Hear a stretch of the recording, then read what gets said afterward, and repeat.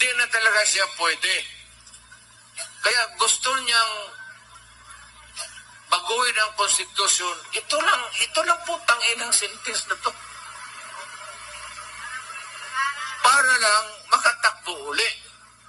Kasi dito, eligible, the president shall not be, di pwede, be eligible for any election. No person who has succeeded as president and served as such for more than 4 years shall be qualified for election of the same office at any time. Ayaw ko man sabihin, masama ang leaves a bad taste in the mouth. Upload. Pero kaya ni Inday, kung mag-succeed siya at for 4 years siya ang maging